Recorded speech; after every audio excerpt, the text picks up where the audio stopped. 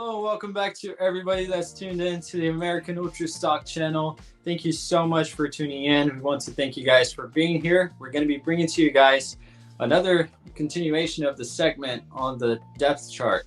Again, we always talk about this generation being the best one we ever had, and we're going and analyzing all of the positions all across the pitch with a top 10 of the players who are, in our opinions, the best options for the national team. We already did goalkeepers, center backs, fullbacks. We're going to leave a link in the description below if you want to catch those videos.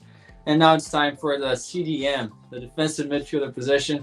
Quick pause and a reminder that this is a top 10 video, so if you want to skip to the more appealing names, the possible A-teamers, we do have timestamps for each number on the top 10. Now back to the video. So I think this spot could have gone to a lot of players for varying reasons, but I decided to give a little tribute to a cult hero, maybe one of our highest potential youngsters, I think, of all time, Gideon Zelalem, the former Arsenal prospect. He's obviously had a lot of troubles with injuries, and there's some personal issues as well, but I think when he is healthy, playing for Den Bosch in the Netherlands, I think he's found a good home, and he seems to be one of their best players. He is, surprise, surprise, injured again right now, but this season he's played 18 games, and I think he's been one of, if not their best players in the Eredivisie. So I think he deserves number 10, just because we did see the potential about 10 years ago that he has to be, or that he had to be, a very, very good player. And I think if he had panned out, he'd be a lot higher on the list. Who knows? Maybe he'd even be a starter for us. But I think he deserves a spot on the list just for the memories. Yeah, definitely helped Arsenal end their trophy drought. What a legend there. But yeah, it's sad to see what happened. But you mentioned potential, and this next player, this next pick is solely based on potential, really. There isn't much for us to sample in the pro game, although he plays professionally. I put Pedro Soma there, the Brazilian-American. No Brazilian bias here. I just genuinely think that he's a good player. Good potential, and although he plays the 6 and the 8, I do see him more succeeding as a defensive midfielder in the future. He has a lot of tenacity. I think his passing is quality as well. I'm not entirely sure if the drive on the ball is going to translate at the pro level. Granted, he is really young, but I think that this is a position that he can cement himself. Also, with the way that he carries himself on the pitch, I feel like he would definitely be a good CDM in the future. Still, a lot to see, a lot of unproven qualities there, but I'm banking on him for in the future be a part of our national team. Moving on a little bit higher up the list, 9th place, Braden. Yeah, and Pedro Soma was one of the standouts from the U17 World Cup, where we went toe-to-toe with some of the best teams in that competition. But moving on to number 9, it's going to be a national team veteran, not a sexy pick, but a player who's always been somewhat reliable, although realistically, if he gets called up, we're going to be asking questions about Greg. As always, it's going to be Kellen Acosta, the World Cup legend, who I would argue saved us against Wales with that game-saving tackle. That's about all he has done, really, for the national team. I'm still a little angry at him for injuring Andre Blake in the Gold Cup like 8 years ago. So maybe I debated having him off the list. But I think just due to how good he is in MLS, I think he's been consistently one of the best, if not the best, center defensive midfielders in the league for a very long period of time. And he's been consistently all right with the national team, especially before this generation. He's one of the main ones. Prior to that, when we kind of had our turning point. So I think he deserves to be top 10 here. I think on talent, he's definitely top 10, maybe even a little bit higher. But in terms of call-ups, there's some youngsters that I think I'd rather give the nod to. Yeah, and I'll disagree. I think that he was really good in the Gold Cup a while back. I don't remember exactly which edition. There's 10,000 editions of the Gold Cup anyways, but he did play really well at that time. And again, guys, these first picks, they're at the bottom of our top 10, so they are not going to be flashy names. So stick around for the top ones. There's some good discussion to be coming. But I have right here in 9th place another MLS player, James Sands. People might hate on this. The guy tried to play in Europe. It didn't work out. But I do genuinely think he's a good CDM. Not having the best start of life this season with NYCFC, but the team sucks. And I feel like he really is one of the only players that you can point to and say that he's going to perform for them, although he already got a red card. But I do think that he's a good player. Did really well in the Gold Cup as well. One of the few ones that can leave with his head out high. I felt like he really did his best. And that's about it really for 9th place in this depth chart. Moving on to 8th, a little bit higher. Who have you got, Braden?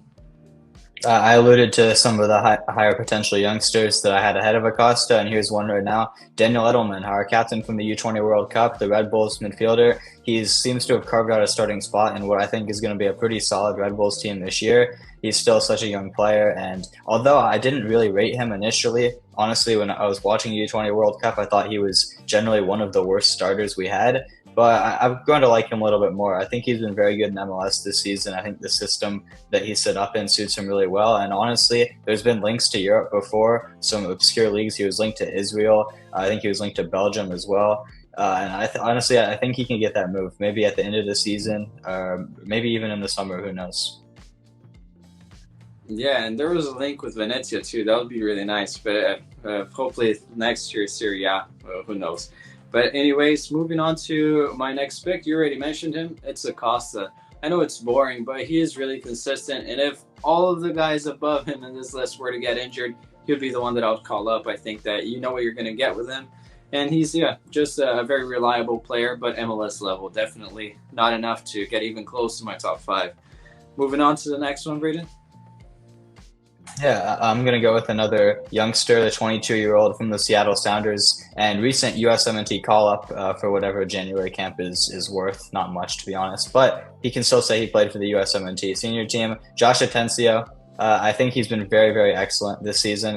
I know it's only been 2 games, but like I said in our MLS recap video that just came out, go watch that if you haven't, by the way. I think he's taken all of the shine from his midfield partner, 18-year-old Obed Vargas, who was a really, really hyped player. I think he's one of the most hyped midfielders we had, but its light has kind of faded on him a little bit and gone to Atencio. I think he's been a huge, huge player for them in the midfield, despite the so many absences that the Sounders have. He's been able to step up and really take advantage of that spot, and I think he'll keep it even when they're fully healthy. I expect to see him in Europe in a year or two, honestly. I think hopefully he does take the James Sands route and try to challenge himself in Europe. Hopefully it goes better than it did for Sands at Rangers, but we always like to see our young players try to push themselves and try to have a new challenge, despite whether it works out or not. It's still so important to really try to get out of your comfort zone and play at a higher level. But for now, Josh Atencio is going to come in at number 7 for me. How boring, because we didn't really plan this, and I have him in 7th too. But yeah, same reasoning really. I think that Atencio, and you guys will be watching now, we are editing the stats. If you look at his stats, really impressive start of life, or really good towards the end of last season as well. Completely agree, and I think that he's definitely going to head to Europe at some point in the near future. Now, just out of the top 5, Braden, who have you got in 6th place? Coming in at number 6 is going to be another MLS veteran, so-and-so, but he's still only 26 years old, which is actually kind of crazy to me. I would have thought he'd be a lot older. I'm going to go for Eric Williamson from the Portland Timbers. I think, honestly, whenever he has performed for the USMNT, he's another one that has had a lot of injury problems, but particularly in 2021 in that Gold Cup run, I thought he was very, very good. And I think he's been one of the Timbers' most consistent and best players when he's on the pitch, which admittedly isn't as often as we would like. But for the past 5 or so years, I think he's been excellent for them. And especially coming back this season, he was out for a long-term injury. His last game before this year was in April of 2023. He comes in, immediately gets a goal and assist on his return to action. I think he's so good. And the fact that he's only 26 means he's probably not done with the USMNT, whether we like it or not. He'll definitely be included in some Gold Cups if he's healthy. And I don't think it's a bad thing, because I really rate this player. For MLS standards at least. So that's why I have him at number 6, a little bit higher of some of the other MLS veterans. Yeah, and you mentioned Gold Cup. We also always need to remember experience is really good to steer these youngsters into a good path, and he has a lot of it, and still at a relatively young age. And now in 6th place, I have another player that you already said, Edelman. I think that he's been really impressive this season. I agree with you. The U20s World Cup, I'll be honest, I didn't really rate him, but he did show a lot of will, a lot of fight in him. But on the ball and even anticipating situations, I thought that he was a little bit lackluster. However, this year it seems to have turned things around. He's very fast, looks a lot lighter or more confident, imposing himself really. And you can look by the stats, really, really good, promising signs. Still a lot to prove, but still really young as well. Definitely a player to watch out, and I think that he's another one. Will head to Europe, and I'm glad that he's going to get a lot of regular game time at the Red Bulls this season. Starting the top 5 ratings, things start to get a little bit more interesting. Who have you got?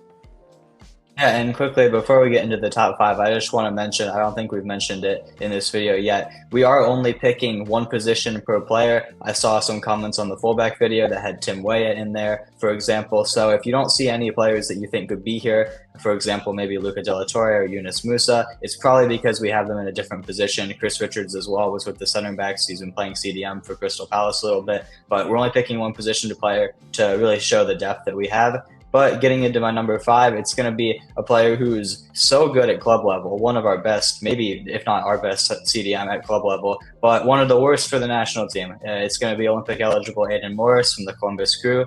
He seems to have completed MLS. Honestly, I really wish he'd go to Europe. Do I think he'd succeed there? Admittedly, I don't think so. But he's already won MLS, I think 2 times actually.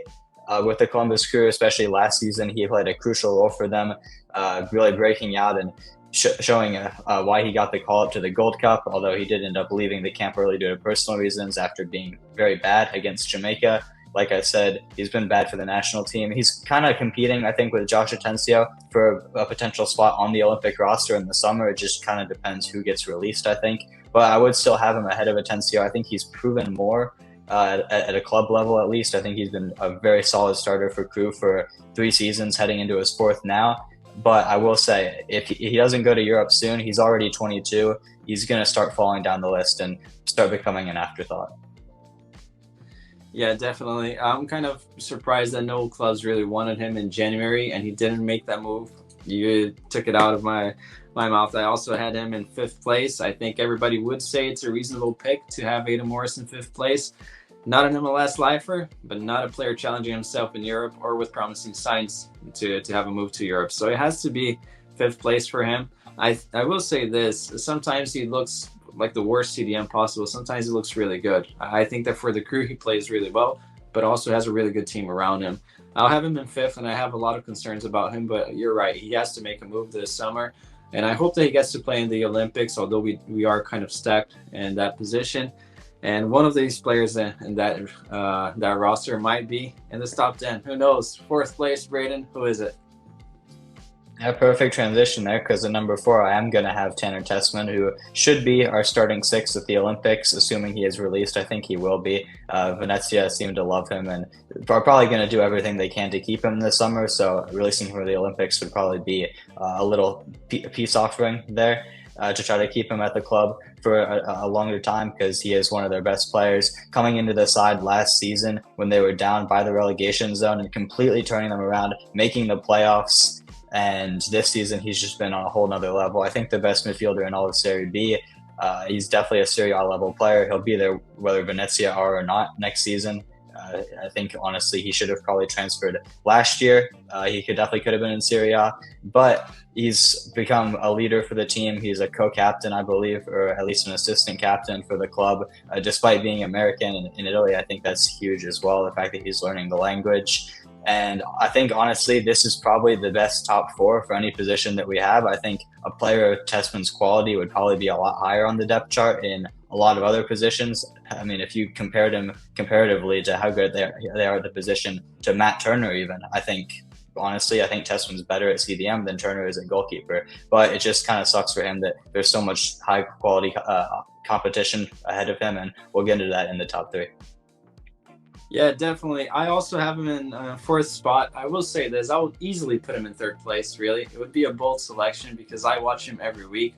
And I think the only thing keeping him from he's also my 4th pick, but the only thing keeping me from putting him in 3rd is that he hasn't really played at Serie A level. But if we were to record this video this exact time next year, I think unanimously the fan base, anyone who will be watching in Serie A next year, will put Tessman ahead of Maloney. If you watch this guy, he's a true regista as well as a CDM, really. You watch Italian commentators are always in love with Tessman, the way that he plays. A lot of physicality that he's just added to this game. I feel like last season he was still more of an 8, the way that he played, but now with the system acclimating to the position and really leading the club, he really does lead the club. And he is the co-captain, although he always ends up with the captain's armband by the end of the match. And so loved by the fans, showed so much fight really to change and turn things around last season. And just on the ball, I think that for a guy of his size to have no weak foot, really. The guy is taking corners with his left if needed. I don't know why he takes corners sometimes, but takes free kicks or corners with his left. good long shot, really good distributing the ball. If he was a little bit faster, I would say this guy is a world class potential player. And I really have really high hopes for Tessman. I'll put him in fourth right now. And I guarantee that in the Olympics, it's going to be the time where he makes his mark for most of the American fan base. And there's a reason why he's the captain for that age group. I really, really have my hopes high on Tessman, and hopefully he stays at Venezia. But he won't be moving up on my list because we have a really good top three. Time to discuss that. Braden, who have you got in third place?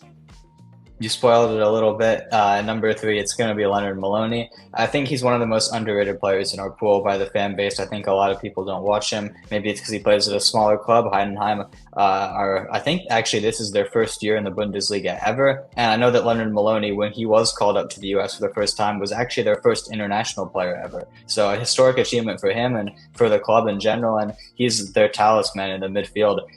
Before he picked up his injury a couple of games ago, he was number 1 in the Bundesliga in distance covered. It just shows he's everywhere, honestly. And whenever you watch him, he's always popping up right side of the field, left side of the field. He's making tackles, recoveries, interceptions, everything. He's everything that you would want as a destroyer. On the ball, I don't think he's that great. He started off the season having one of the fewest touches in the Bundesliga, and for a midfielder, that's not exactly something that you want to see. But as the season has progressed, he's become a lot more confident. He's always asking for the ball now that I've found. I still think his technical ability needs to be worked on a little bit, but as a destroyer player, particularly as a potential replacement to Adams, who is injured and does kind of play that role, I think he's the perfect match. So that's why he comes in at number 3 for me. Yeah, I also have him in 3. It's hard not to have him there. The guy's playing Bundesliga. For a lot of people, it was shocking news when they found out that there's an American playing CDM in Bundesliga. But I agree with you. I think that on the ball, there's a lot to be worked on, but I like that he keeps it simple. He probably knows his limitations, and he's a solid passer of the ball. You see on the stats, a good passer of the ball. Likely always sideways, not much progress with the ball, but we do need destroyers in the midfield. We saw how much we missed that playing against Germany, funnily enough. But I'll have him in 3rd right there. Solid option to have off the bench, and I have no issues with that. Now moving on to the 2nd place. Now this is a really good topic because we see people always talking about Johnny or Adams. Who have you got in 2nd place and ultimately being the backup, Braden? Like you said, I think this is potentially one of the biggest positional battles that we have, if not the biggest. I think the other one might be at the cam position. We'll get into that a couple of videos down the line. But yeah, it's been a really tough choice for me. I've changed my mind several times. But ultimately at number 2, I am going to go with the newcomer, Johnny Cardoso. And this isn't because I think he's a worse player. Honestly, I think he's a little bit better than Tyler Adams as a more well-rounded player. And I think he has a lot higher potential, being several years younger as well. I think he's actually Olympic eligible, so he could even play there. If Real Betis were to release him, I don't think they would. But it's just another option. He'll definitely be in the Copa America squad after his performances, adjusting seamlessly to La Liga. We've mentioned him so many times since he made that move, and it seems like every video he's getting a mention, especially in the stock watch. It's always stock up. But I am ultimately going to have him behind Tyler Adams because I think that the leadership that Adams has is honestly just so undervalued, especially in a young team. We were, I think, the 2nd youngest team at the World Cup when we had that roster, and that was with a 36-year-old Tim Ream at center back. So if you were to exclude him, put a younger player in there like a McKenzie or a Trusty or someone, we'd probably be the youngest national team in the world, or at least one of them. So I think the experience that Adams has being our captain at the World Cup, I think it's very undervalued. And I think he's just more part of the group. And Johnny, it's not his fault. He hasn't got the opportunities, but he hasn't shown enough for the national team for me. And that's why I'm really curious to watch this Nations League, because Adams probably won't be back. He could be in the camp, but if he is in the camp, he won't be playing. It'll just be to reunite with the boys and, like I said, be the leader that we need in the locker room. But this is Johnny's opportunity in Nations League, and hopefully he can capitalize on that and maybe move up the list. Absolutely. It's a great topic, and it's nice to see some good arguments as well about experience. And I think we were factually the youngest team in the competition. I mean, Ghana, the ages, they are really iffy about that in Africa. Some players are 30 years old and they're playing U17 World Cup. So I think we were factually the real youngest squad in the World Cup. But anyways, in 2nd place, I have Tyler Adams. I have to put him here in 2nd. I feel like the time away from the pitch, it's really astounding, really. He hasn't really gone the full 90. You see the stats in a really long time. It seems like when he tried to come back at a cup competition for Bournemouth, I think it was the Carabao Cup, things didn't really go well, and it set him back. I'll be honest, I watched that game. I was really excited. He's one of my favorites, and he did look a lot heavier than he typically does. A little bit chubby there. But anyways, I don't know if that had anything to do with the re-injury. But I think that on the ball, ultimately, if you want to reach the heights of the best nations in the world, you need a CDM that can play a little bit more progressively, that is more comfortable on the ball, and also more alert on his positioning and his surroundings. I don't think that, although Adams is a really good CDM, a good destroyer, I never really rated his perception of space. And if we see against the Netherlands, it was on him. We don't like to say it, but it was on him, some of those goals. And I really like him. No issues with him being the backup here. But I think that if the trajectory that Johnny seems to have panning out now, there's no way to not put him in first. That's ultimately why I chose Adams here in second, but huge respects to him.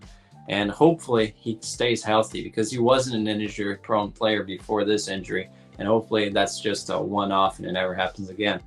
Now, moving on to why you have him in first place, Braden.